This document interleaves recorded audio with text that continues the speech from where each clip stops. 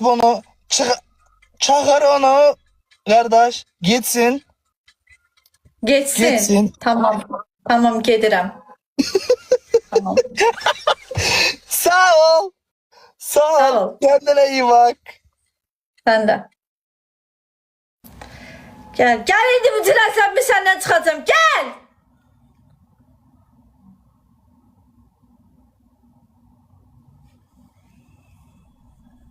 Gel bura vəfşə. Bütün başımı xarab elədin. Bura gel.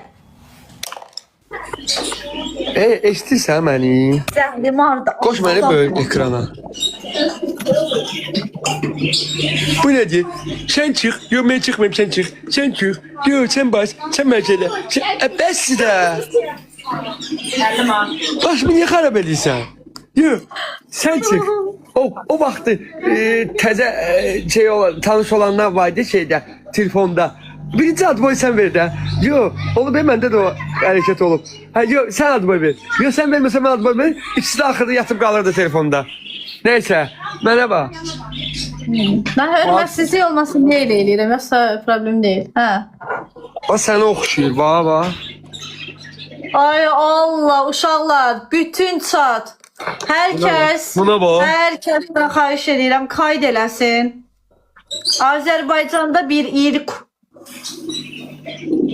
Bunun adı nə gedir? O qama? Sevinç, adı nə deyirdin sən? Bu Gelamon. Axı ondan. Mənə bax. Eşitirsən məni? İkisin yox ha, birin. Yo iktini. İkisini neyniyim mən? Arif, bir elə deyən, Arif mən 2 dənə danışmışam, bəsdir cəzalarda mənim əsəblərimlə oynadı. Allaha Allah'ı sənə başı oyun açacam da mən. Hə, aç da açarsan da aç. Axan, bir də mənə kömək eləyərsin, zəhmət olmasa. Şimdi. Orada uşaqlar bu arada bizə kömək Mənim edən gülmə Zo baxım. Əzəmidir. Zo Əzəmidir, bizə kömək edən. İkisini də qoyun mənim üzmə, sifətim, nə bilim. Belə oturum qoyursunuz. Mənim gülmə bax da, belə diyanım. Ölə. Yo.